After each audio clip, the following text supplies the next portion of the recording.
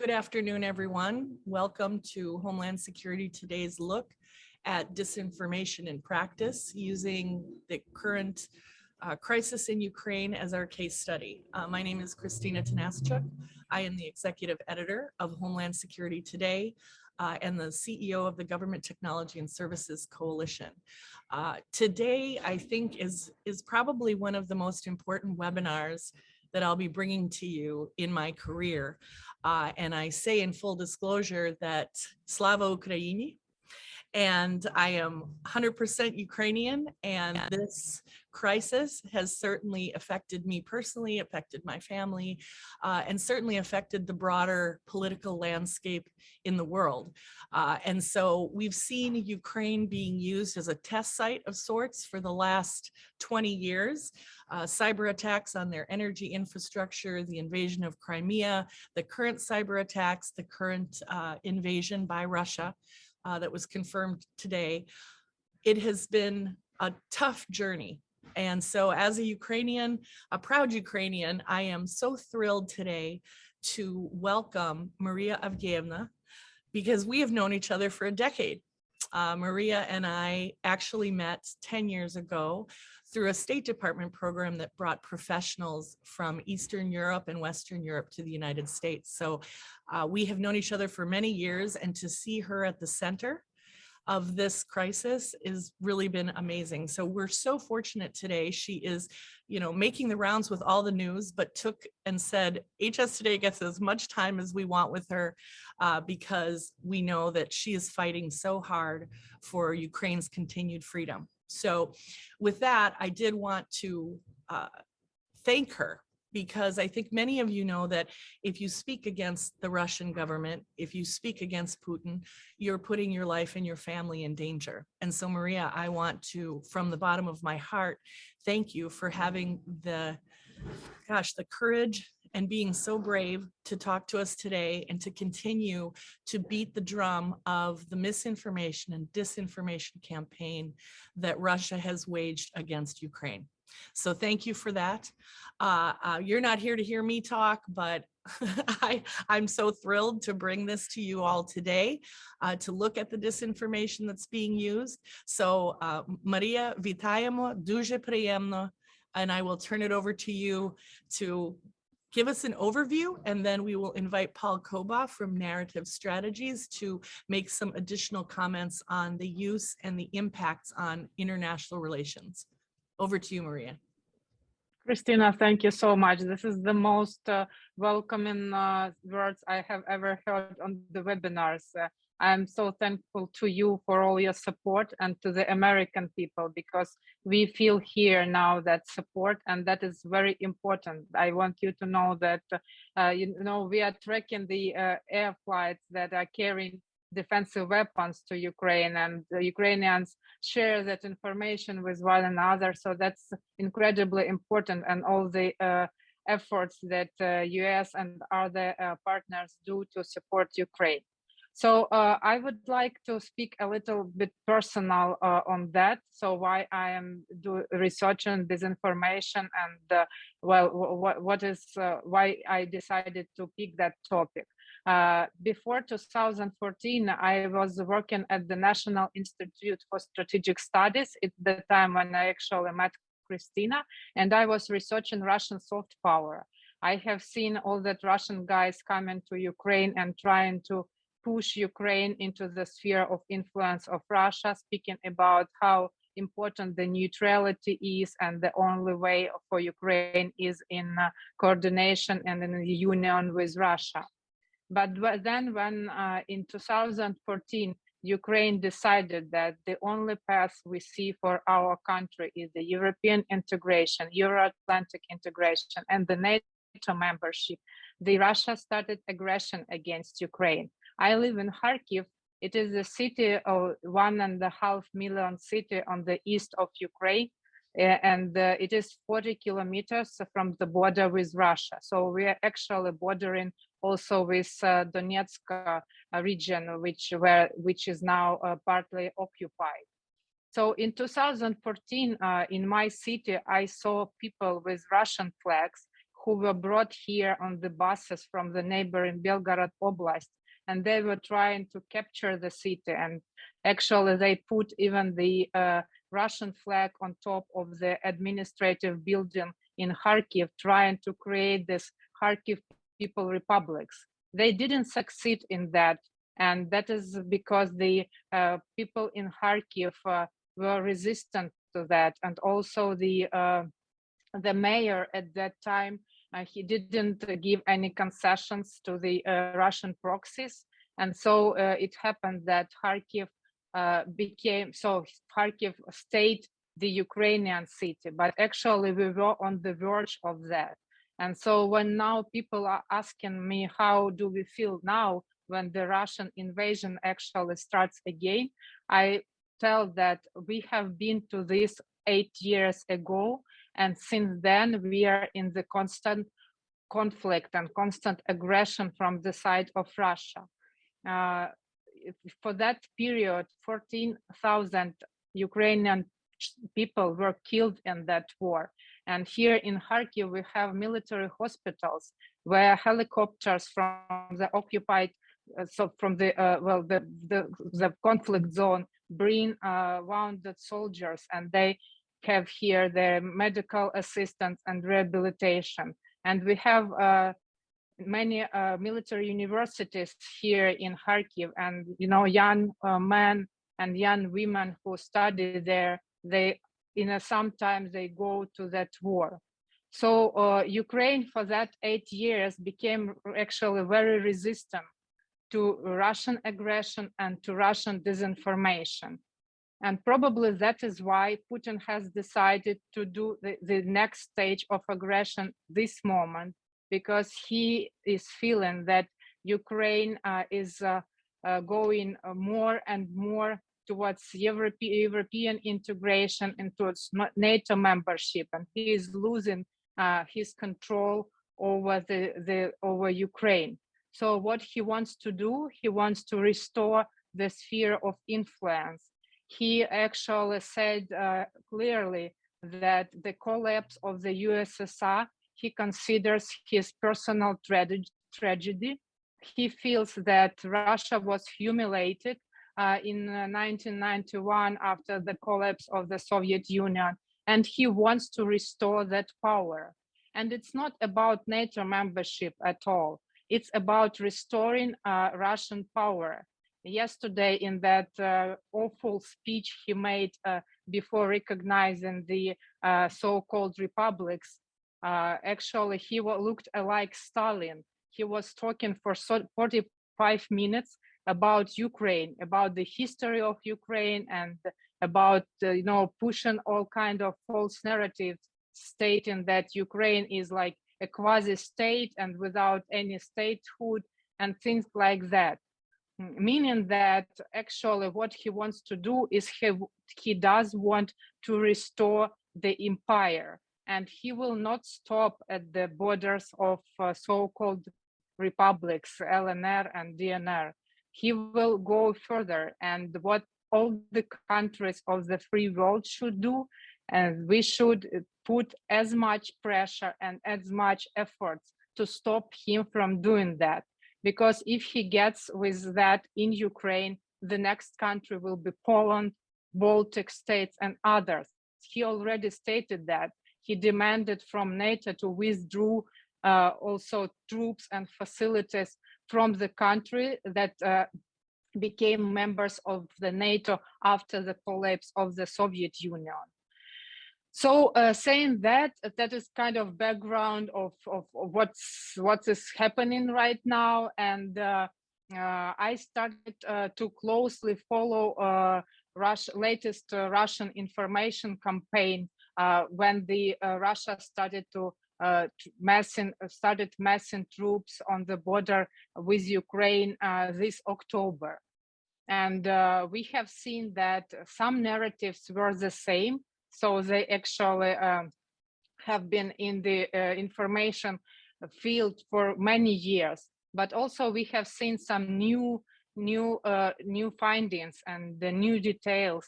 And I collected that kind of information and evidences made a brief, and then the New York Times was interested in making story out of it.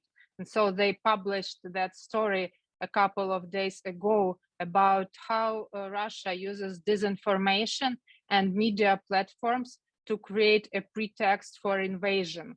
And actually what we see now, it's just the story in development that Russia doesn't only do the on-ground military actions. It combines that with other types of hybrid aggression, with information influence, disinformation, and attacks on critical infrastructure. Because we have here in Ukraine had already 2 major cyber attacks since January, and our authorities say that in the next 2-3 days, the other major cyber attack could happen because they see signs that it is being prepared. So I would like to speak shortly about the findings that were in that brief for the New York Times report, and then probably Paul could add something, and I also would like more to be it in a form of discussion or conversation, because a lot is going on now in and around Ukraine, and so I suppose some of you might be interested, and I will be really happy to share the to my knowledge what's happening here. So to start, we noticed that in the October, the Russian disinformation campaign started to develop, and Russian media and Telegram channels that are apparently connected with Russian special services, especially with Russian military intelligence, GRU, they started to produce and disseminate numerous fake stories. And the main idea of that, so the main line, was that Ukraine is allegedly, with the support of Western allies, preparing an attack on Donbass. So they started to develop that narrative. And I would like to say a couple of words about Telegram, if some of you might not be aware what is it.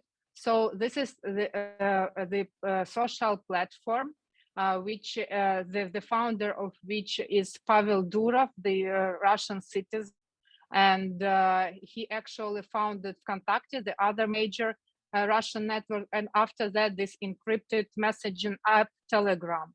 Now it is very widely used by Russian special services because it has no moderation, and there you can have numerous anonymous channels without any kind of moderation who have thousands of subscribers, and through that messaging app you can share as many fakes and disinformation as you want without any kind of control over it. So as I have said, the main narrative of that disinformation campaign was about that Ukraine and the US also are preparing an attack on Donbass. So every day, these Telegram channels and other media connected with Russia-backed media, they came up with some kind of new evidences that were aimed to show that Ukraine is doing that and they preparing some kind of offensive operation against Donbass. And after that, this kind of messages, they migrated to the Russian mainstream media and picked from the Russian mainstream media Russian officials like the Minister of Foreign Affairs, the Putin's press secretary. They referred to that pieces of disinformation as the information they can rely on. Now, I would like to tell here like a little example how it works. So on the 21st of December, the Russian Defense Minister Sergei Shoigu said that US, the American private military companies in the territories of Donbass controlled by Ukraine brought chemical weapons there. So he was claiming that they have information that Ukraine, together with this American private military companies, is preparing a chemical attack on Donbass. Next day, the heads of the so-called DPR, so the republic that is now recognized independent by Russia, he went on the major Russian TV channel, Россия 1, and he said that they know that Ukraine obtained the containers with that chemical weapons from the United States, and now Ukraine is preparing to use them against Donbass. So that message that he said in the on air at the major Russian TV channel, it was disseminated through numerous Telegram channels, other media, so it was all over the web. And also they use videos to prove that. So they filmed different sorts of fake videos claiming that they have some kind of evidences about that, and uploaded that videos on YouTube saying like something like about that Ukraine is planning a chemical attack, and that videos, they had thousands of people watched them. So and they were very widely disseminated through the other YouTube channels. And also that they distributed that kind of disinformation through Facebook and other platforms. The other example is that the anonymous Telegram channel came up with the idea that Ukraine wants to poison the water in Donbass and blame for the republics on that. So then the heads of the so-called republics pick up that information and also started again distributing it through all sorts of media. And then after that, that gave the possibility for Russian officials, such as the press woman of the Russian Minister of Foreign Affairs, Zakharova, said, so she said that Ukraine is preparing an act of genocide against the population living in Donbass, and that should be stopped. So as you see, all of these kind of false narratives, they create a pretext for a false flag operations, which American intelligence also have noticed and said, and also the British intelligence confirmed that. So the idea of that false flag operation, it is not something that only could happen once. It means that Russia is already doing numerous provocations on the territory of the occupied Donbass, accusing Ukraine of doing that. And that creates a pretext for Russia to say that they need to protect the citizens of Donbass from Ukrainian armed forces who are planning an operation there. And that narrative went so far that 2 days ago, the head of the so-called DPR, he said that they have obtained a plan of the Ukrainian chief commander who ordered to start the military operation against Donbass. And the aim of that operation allegedly would be for Ukraine to get the full control over the territory. And they staged that plan. I mean, they made the fake picture of that, put it all over the network, and they even didn't pay attention that they made it in Russian, whereas all the documentation in Ukraine is always in Ukrainian. So they didn't, think even about that. So making to look at a little more realistic. They put online like a fake document they allegedly obtained from Ukrainian general staff, which was in Russian. But anyway, so the idea is that these Russian proxies on Donbass, together with Russian special services, they create such kind of disinformation and fake messages like almost every hour, literally now. Because I am monitoring that very closely, and every hour they came up with some kind of new evidences or new fakes saying that Ukraine is doing that and that against Donbass. And that works because of this massive disinformation flow.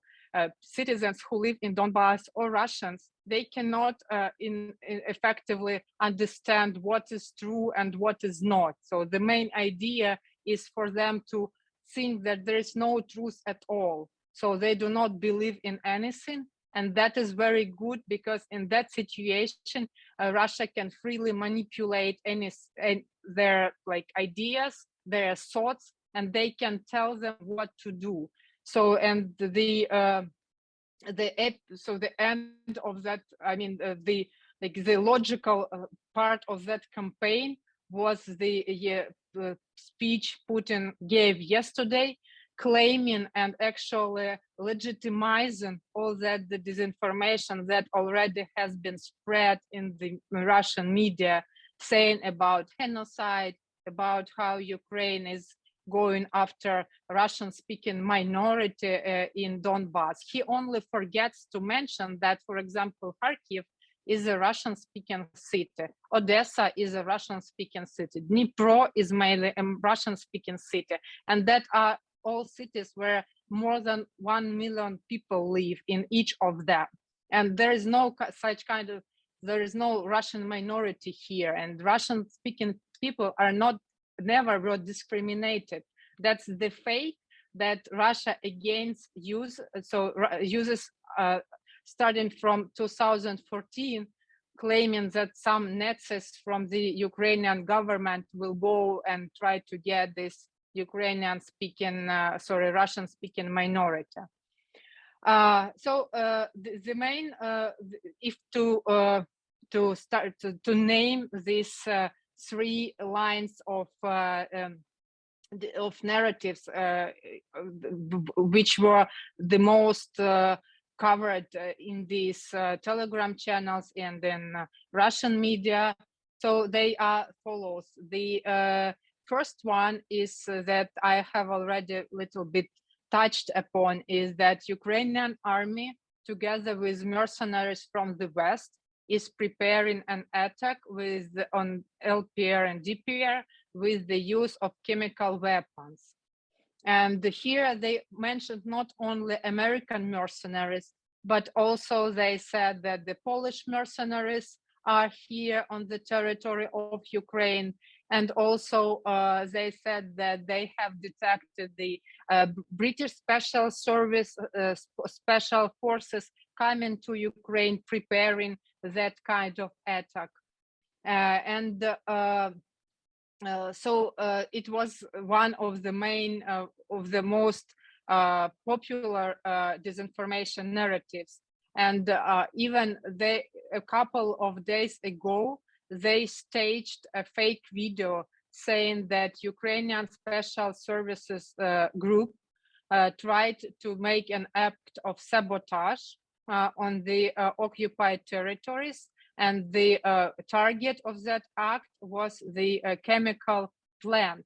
So they were claiming that the Ukrainian military were trying to get there and to destroy the chemical plant, so that the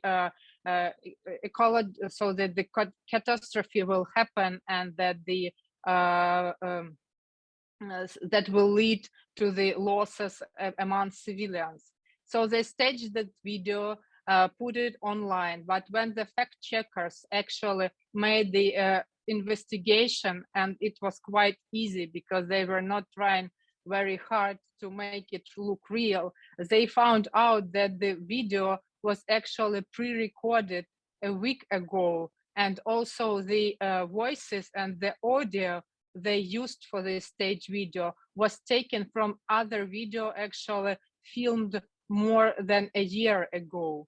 So it is now openly known, but that doesn't stop the Russia and their proxies to produce even more fakes.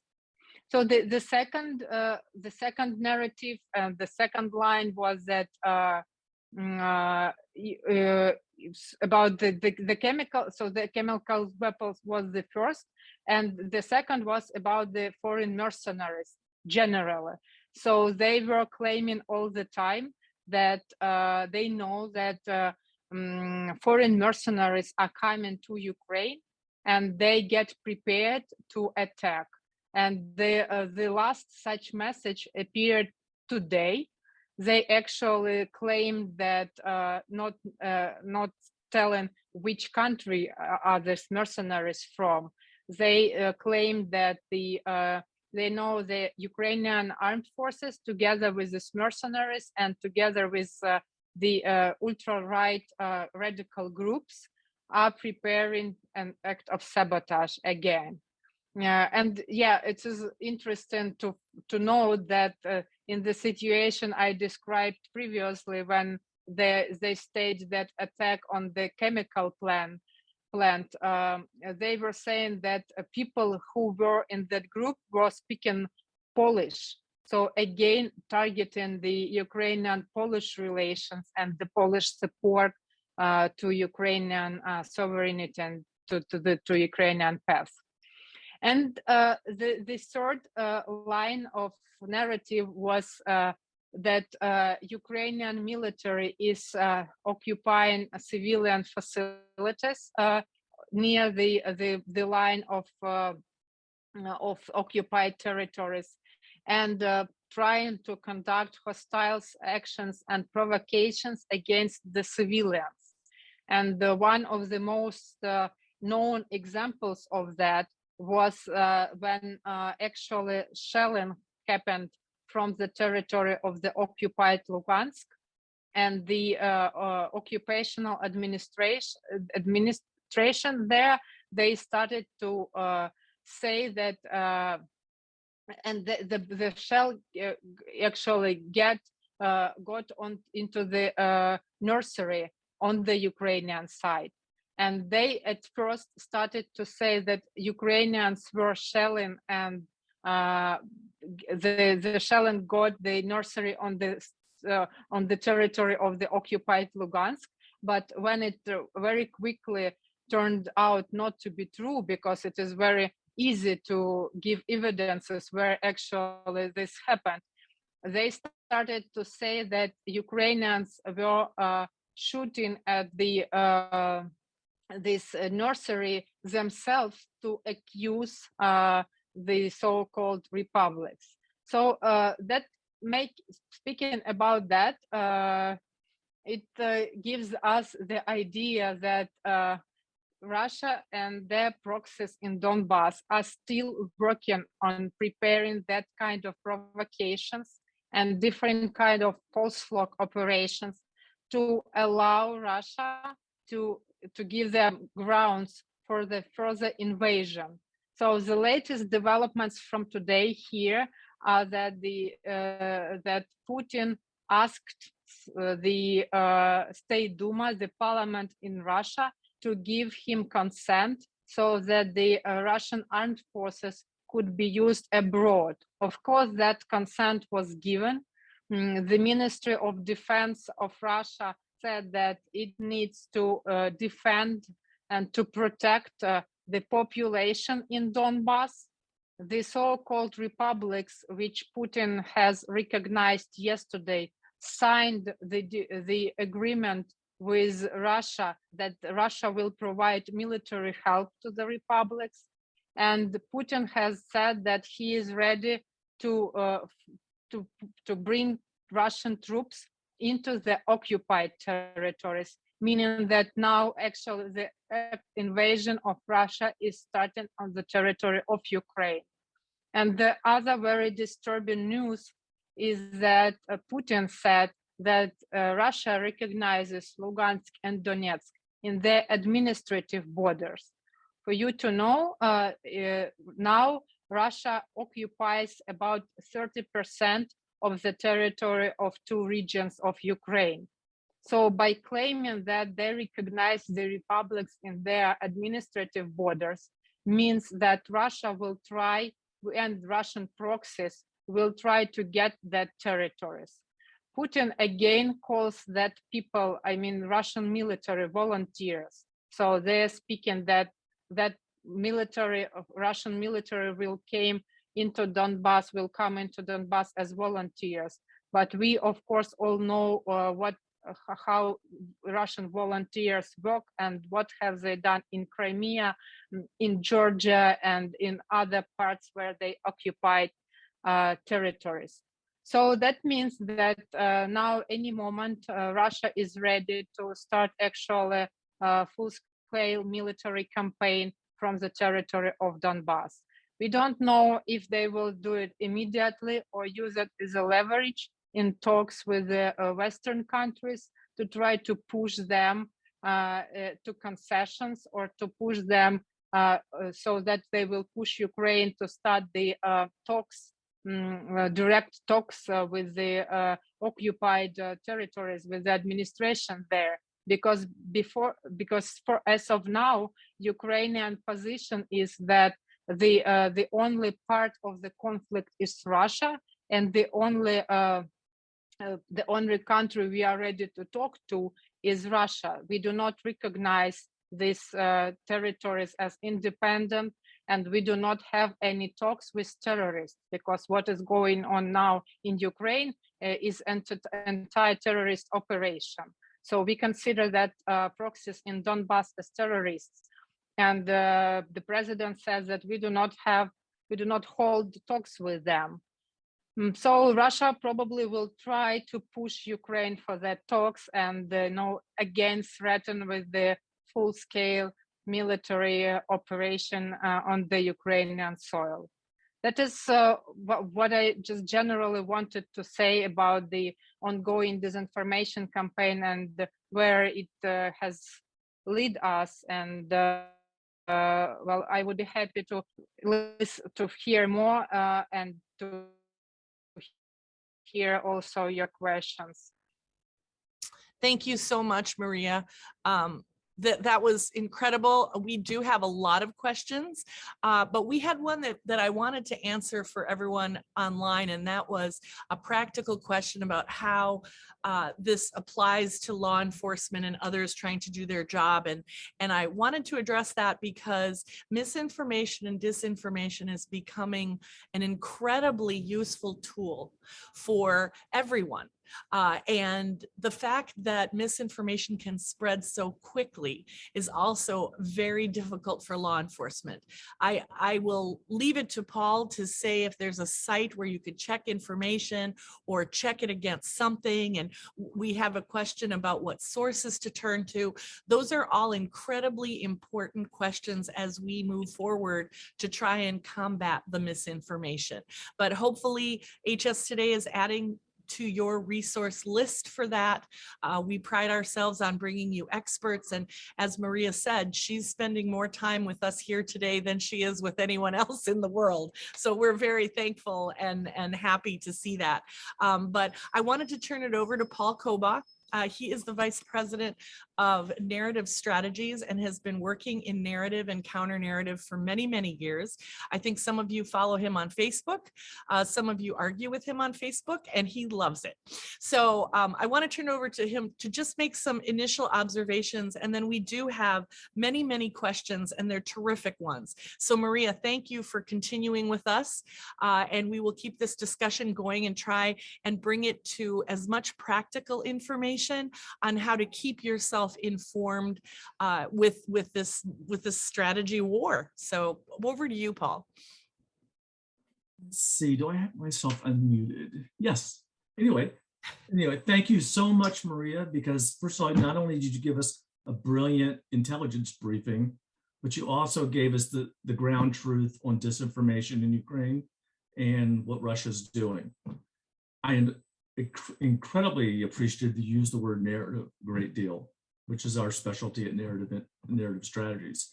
So I want to tell you a couple of things about why, first of all, why Putin's efforts in this influence conflict up until now are working. And that is because narrative is the key to influence for all human beings, literally since we've walked upright. All this misinformation and disinformation that Putin is using in his campaigns against Ukraine and the West in general, and NATO as well, it only works because he's the only guy playing in the narrative field.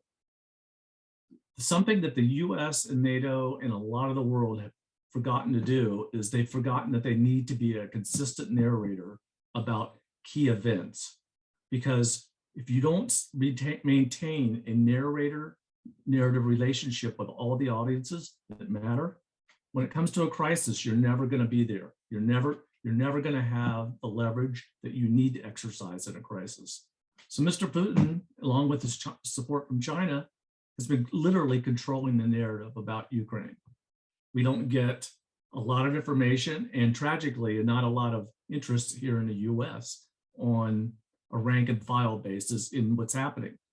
And we have to also realize from a narrative standpoint that the threat to Ukraine is this threat to all of Eastern Europe and beyond at this moment. So let's talk a second about what Maria was talking about as far as the narratives that Putin is using against Ukraine right now. First and foremost, he does it because he knows Ukraine. So he already understands the identity. And he also has some vulnerabilities in there. But if we do not compete on a narrative battlefield, we're going to lose. We need to be able, as a big brother of sorts to Ukraine in their current form, we need to be able to compete effectively to support Ukraine in influence. Because this whole campaign, up until probably last night, when folks started rolling across the border in numbers and equipment, that this has been an influence fight.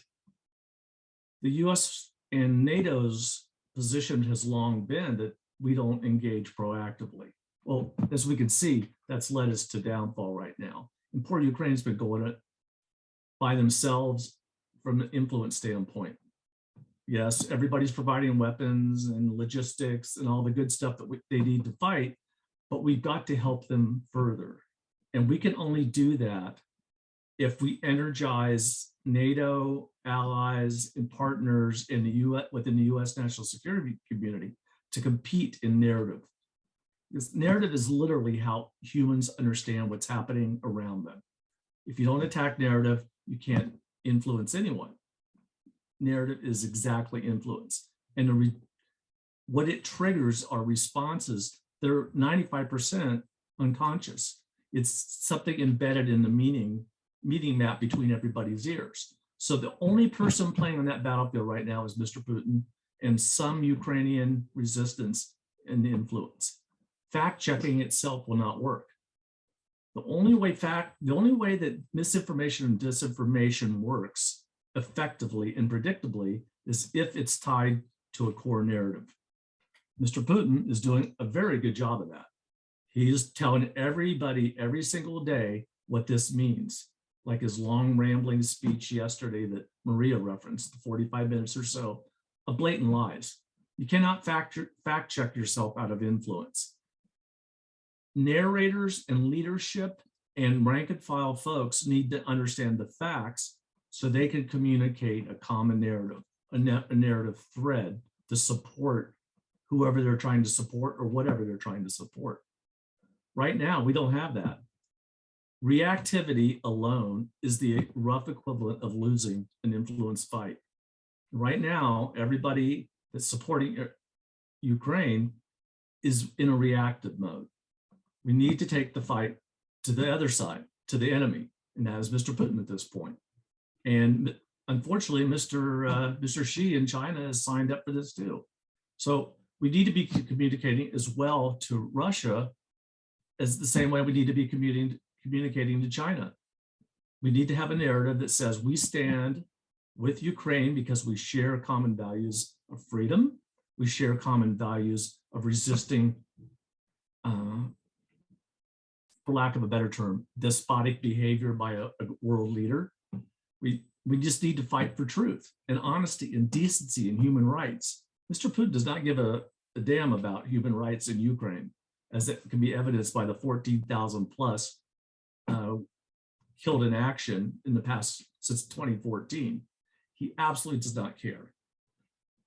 If we just sit back and fact check what Putin is saying, we're never going to win this. We need to be able to express through narrative form with sound narrative principles why Mr. Putin is immoral, why he's wrong, why the rules-based global order needs to support all of those who are willing to fight for their own freedom.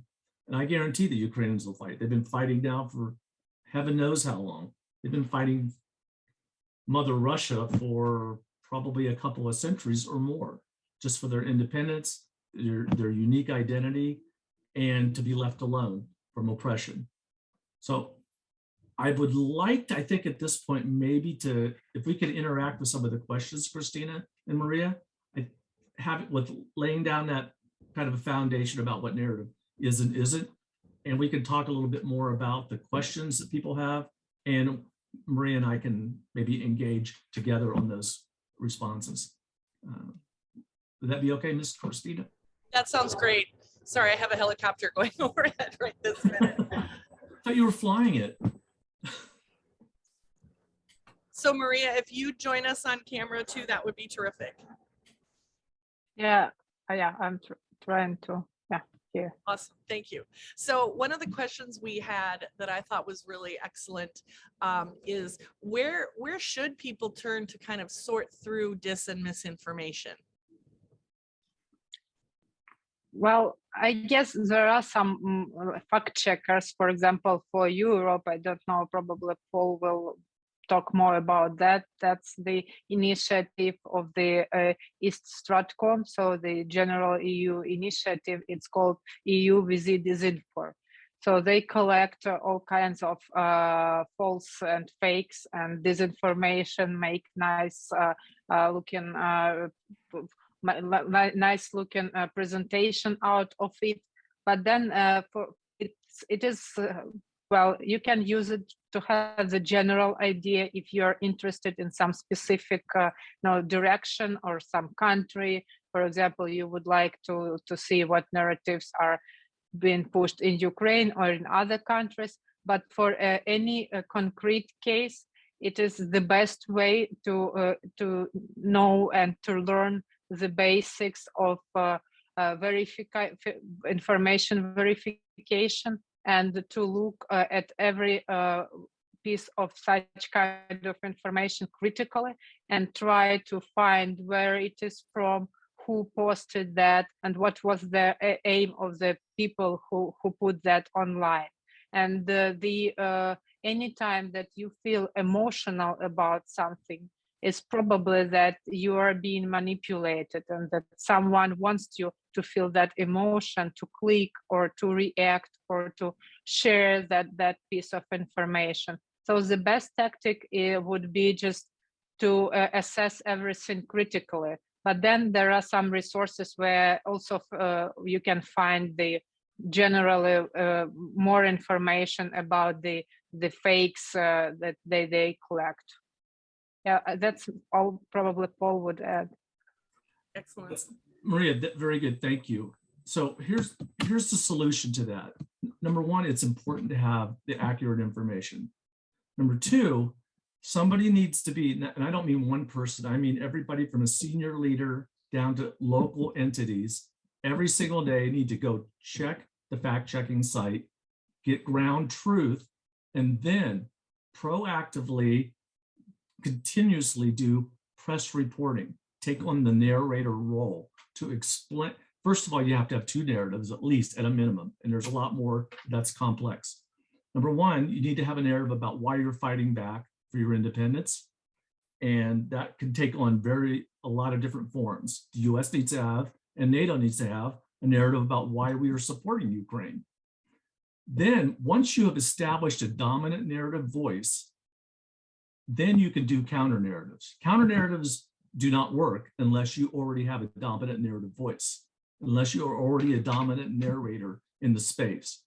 And right now, we have not been getting enough directly from Ukraine within the US, because we have a vested interest in Ukraine's independence and their security from an aggressor like Mr. Putin. So US national security community actually owes Ukraine a proactive voice, not only within the United States, but also in Eastern Europe or in Europe in general, and in Ukraine and surrounding nations. Every nation is at threat because of what's happening to Ukraine. Some of the disinformation you've already discussed, talked about Poland and Belarus. Those are indicators that if Mr. Putin gets his way with Ukraine, then Poland and Belarus are next. He's telling you, he has already telegraphed that. So they're not safe either. There's a vested interest for the whole world to stand up against aggression. That needs to be the key proactive offensive narrative. Once we are doing that on a regular basis with Ukraine, with Eastern European nations, the US domestic audiences, and the US national security community, then we can start fielding counter narratives to say, well, Mr. Putin lied to us again. So let me tell you why. Let me tell you the meaning of that lie. And then we'll proceed to have a narration that talks about, well, in his narrative, he said something about Poland and Belarus. So I'm telling you now, the meaning of that is that they are the next if Ukraine is not supported.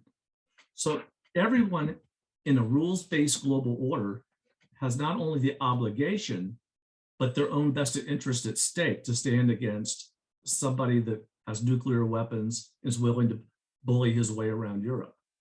There's no morality in Mr. Putin's activities. Nobody doubts that. But what's going to happen is exactly what's happened in the US now. There are two reactions to the Ukrainian crisis, which I saw Christina looked at me because I said it wrong. Anyway, it's a twofold issue. One, Americans need to know that this is their vested interest also, as do all of Europe and other surrounding nations. And they also need to know, I'm trying to think how to put this. Let me come back to that. But anyway, could you give me a suggestion about how we can collectively put together a narration entity to help support Ukraine in the information environment? I mean, is there a way that we could work public affairs so that we can collectively, with NATO and other allies, support the information fight, the influence fight? Because that's where we're losing. Maybe we'll work on that one offline with Maria, Paul. Okay. All right. Because we have a great question that kind of follows exactly what you're saying. And that is, please clarify the difference between underlying narrative and messages in this case. Thank you. Okay, that's an easy one. Good. And Dr. Mon and I at Narrative Strategies, and especially her, we've developed a graphic of a tree. And what people don't understand is that narrative is basically two things. It's one, it tells you the identity, not only of the audience, if you do your homework, but it also tells you something about your own identity. So that understanding, that psychological understanding, is the key to what makes narrative such a powerful influence tool. The second part of narrative that people generally assume is the only one is that it's a rhetorical strategic communications tool. Well, yes, it is that, but it's not valuable as an influential strategic communications tool if you do not do your homework about the identities that underlie that. Did that get to the point? So anyway, yes, I got it. Messages and themes are subcomponents of a narrative. You can't have an effective message or a theme that those messages attached to unless you attach the theme to a well-researched and analyzed narrative itself. We saw that, the US and NATO saw that frequently in Afghanistan and Iraq. We just spit out themes and messages, but they didn't really change anything. Narrative itself is influence. We have to remember that, and it's based on identity. So themes and messages, fact checking alone, those are all failed entities without a core narrative.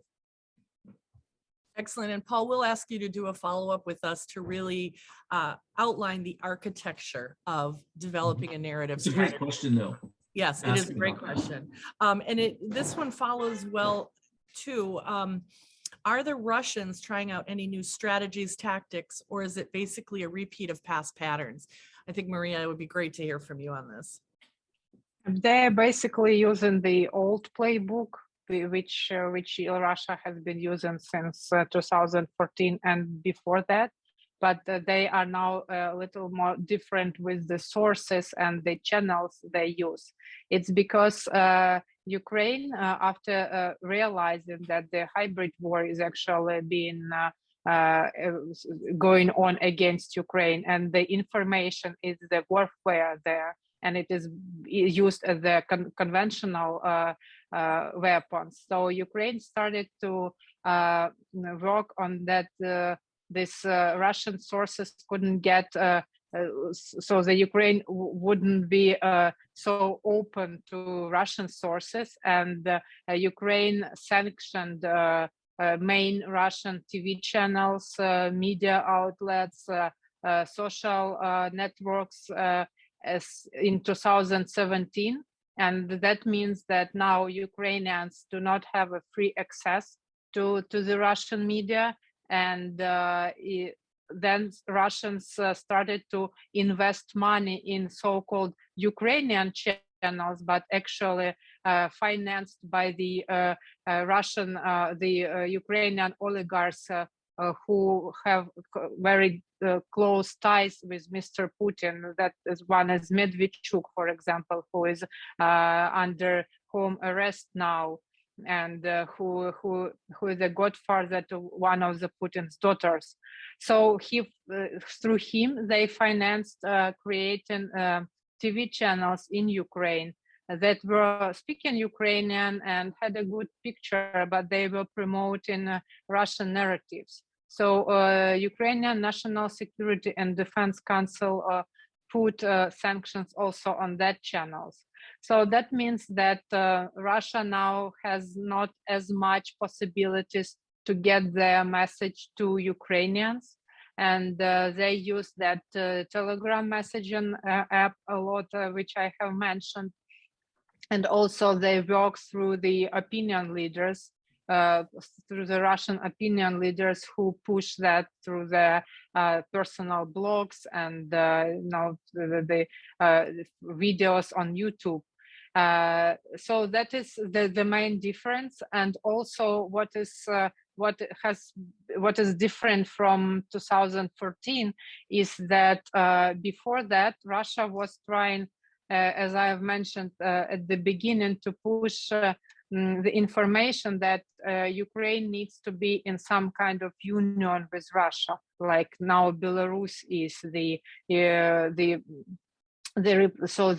common union with Russia, the union state, and that was being pushed on Ukraine. But now the Kremlin clearly realized that they couldn't do it, because now the Ukrainian population is united against Russia, and we see Russia as an aggressor. 60% of Ukrainian people are, according to the recent polls, are ready for the fight with using weapons. So they are ready just to fight literally with if the Russia invades. So that means that Russia has to change the narrative, and now the narrative they're pushing is that it is against West, so anti-Western narrative, trying to influence Ukrainians that all we have got from the West was for bad, and we do not get anything good. And also very popular idea, circulated in that kind of publics, is that US is in some kind of cooperation with Russia, and they want to split Ukraine, and already have, they have already published that map where the Ukraine is split into different territories for different countries, and that kind of thing. So they try to push this narrative into Ukrainian society that will make it more anti-Western. And if Russia succeeds with that, the next step will be again trying to make it closer to Russia. Can Just tag on to Maria's comments, please, just really briefly. What Maria brought up just now is really a huge vulnerability for the West in supporting Ukraine. And that is the ability to disseminate on scale information. Russia has everything that they want at their beck and call as far as radio, TV, social media, special apps for communication. You can only fight scale with scale. And what do we have to offer Ukraine right now in scale to support messaging, to support narratives? Very little. And that is going to be a huge problem. This is literally David and Goliath, right, at the moment when it comes to messaging. We have to be willing to play. We have to, in other words, we have to get in the game or we can't play. And we're not in the game effectively in any way, shape, or form. What we need is to collectively work with Ukraine on, first of all, the narratives, the offensive narratives, and that way, once we have a dominant voice, we can go ahead and support with counter narratives to call out Mr. Putin's lies. So we have a comment that it is more likely that the Russian narrative is addressed to the West than the Ukrainian people.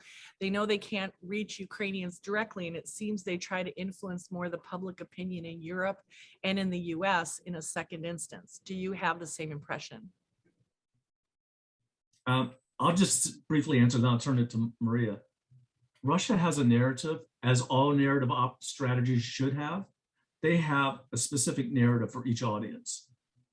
And they do their homework and they research and they apply their disinformation and dishonest narratives uniquely to each audience. So yes, they absolutely have one for the West, for Britain by itself, now that they're out of the EU. They have one for Eastern Europe. They have one for China.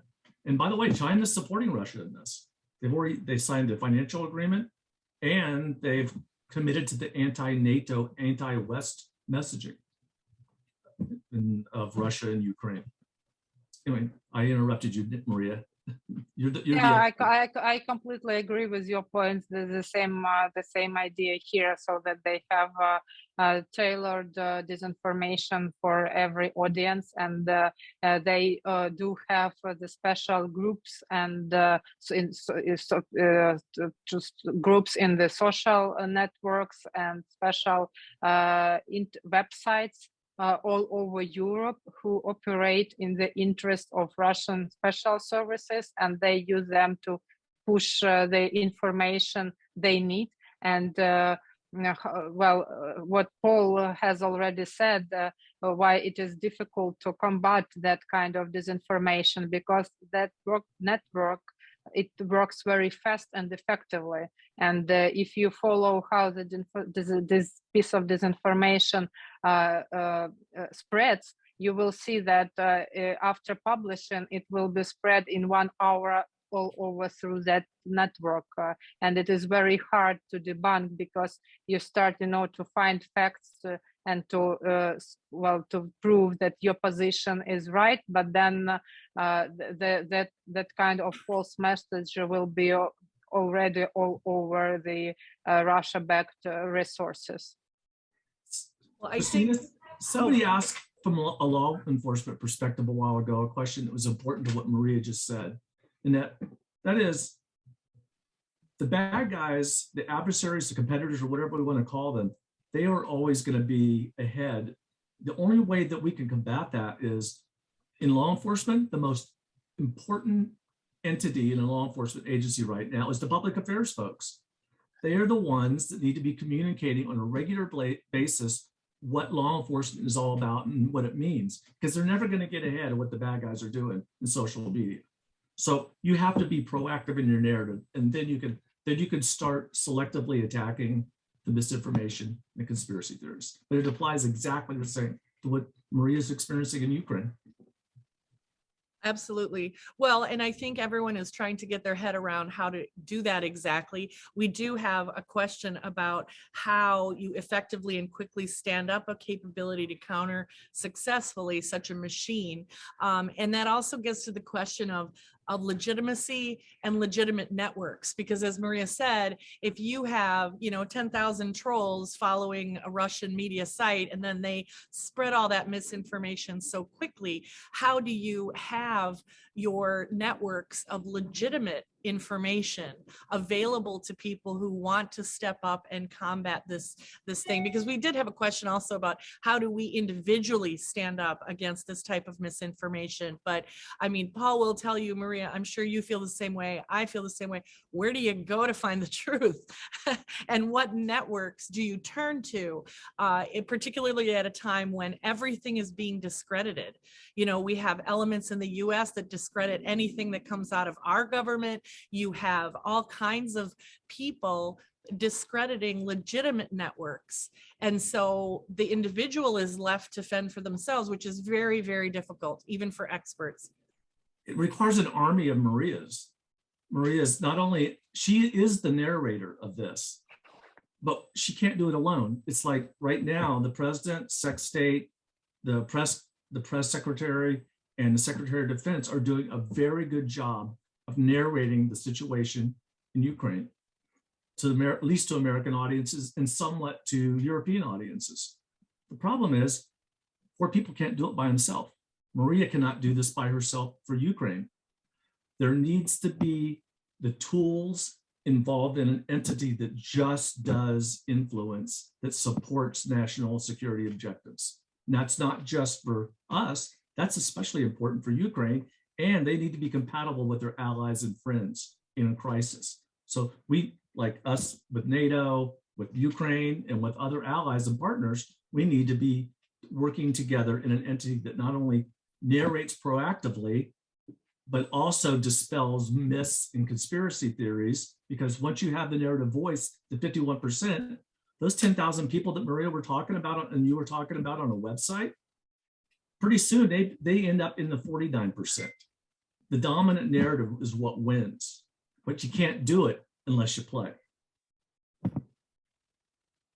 Yeah, agree on that completely, but to be more positive, I would also say a couple of words about the civic initiatives, the civil society initiatives in Ukraine that actually appeared in 2014 when Ukraine was not waiting and was not awaiting that Russia would attack them, and we were not ready for that at that moment. And to combat with that huge wave of disinformation, a lot of civil society initiatives popped up, and they have developed into pretty stable organization now. And for example, now we have a chat among experts where we put, what we see is going on online, and people like me are trying exactly so right at the moment to put it all over we know we can do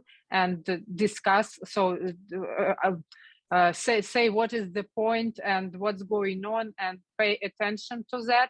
So that kind of works like a grassroots initiative, expert initiative among Ukrainians, and it's not the only way we use. I mean, the only way we can fight with the disinformation, but it is really important, and it gives its good signs. For example, many OSINT and researchers, people who are debunking actual pieces of mis and disinformation, they are volunteers. So they do it because they think it is important, and they volunteer on that and try to do as much as possible. And also government officials now are more effective than it has been in 2014, and the strategic communication has developed. But also we know that our adversary is developing their capabilities, and that is why it is, always a fight, and it is always something that you should do something new, because they also use some new tools and new techniques. Maria, you just hit on such an important point. If you don't mind, I just want to very briefly give you my opinion, what I think of it and what I've been explaining to people. And please correct me if I'm wrong, because you and Christine are the experts on Ukraine. The one advantage that Ukraine has that I don't think the US, the West in general has right now, there is remarkable unity to oppose Russia in Ukraine. There's no polarization. There's unfortunately a very sad history with dealing with Russia or the Soviets. And I think the universal ability to come together and reject an invasion is something that we don't see outside. So there's a powerful narrative built in that unity. And I think that is one of the key elements to express about how unified Ukraine is. It's not a Russian offshoot. It's not the Russian people. It's just the unity of a unique and history people. So I think that's a very powerful part of the narrative. Thank you, Paul, for pointing that out. Yeah, that's my feeling as well, because Russian aggression actually helped Ukraine to become more united, and so we do not see any kind of polarization on the matters of language or regional identification or anything, because we are united all against this common threat that we already see for 8 years. And 8 years, that's actually a lot.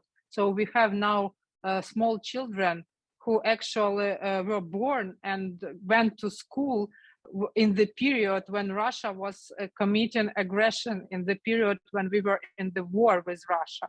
So they have, for all their lives, they were living, understanding that there is a country near our border who is constantly attacking Ukraine. And so this generation of people grows. And I speak with the students from the university, and they do not remember already what happened in 2014 because they were too young there. But they know that there is constant aggression going on from the Russian side.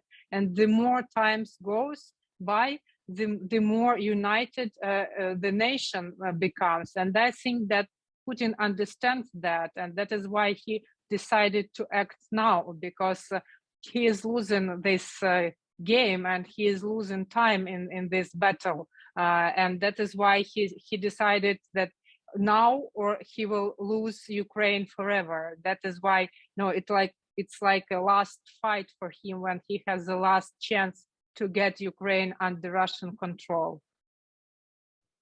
Perfectly expressed. Thank you so much. And I think that's an excellent place to call it a day for us.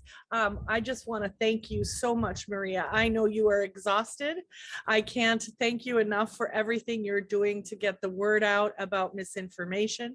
As you know, you have a standing invitation with us to share your findings at HS Today. We will follow up with Paul to set up something much more tactical and strategic on building narratives. And we have also, if you read through the invitation to this in our special edition, we featured CISA's recent alert about the cyber security situation for US critical infrastructure in reflecting on what's happening in Ukraine. So when I say Ukraine is a case study, it absolutely is. They test what happens in Ukraine, they see the networks that develop because of it, and then they use it to find our vulnerabilities. So we're working with CISA to also bring you a webinar on protecting our critical infrastructure against physical and cyber attack. So all of you, thank you for doing this so quickly. Thank you everyone who's joined us today to learn more about how misinformation has been used by the Russians against Ukraine. And if you have further questions, please don't hesitate to reach out, and certainly sign up for any of HS Today's free weeklies so you can stay up to date and make sure that you know what's really happening in the world. We may not do it in 130 characters, but once you read an article at HS Today, you'll actually know what's going on. So we pride ourselves on that. And thank you to Paul for being a columnist. Thank you, Maria, so much for joining us. And I hope you get some rest, and please stay vigilant and careful, because we sure cannot lose you. So Slava Thank you Ukraini. so much. Heroям slava. Heroyam slava. Don't hesitate to reach out, Maria, if we can help in any way. Yes, thank you Thank you so so much. much. Thank you everyone for joining. Thank you. It was a great pleasure. And thank you so much. Take care. Thank you. Christina.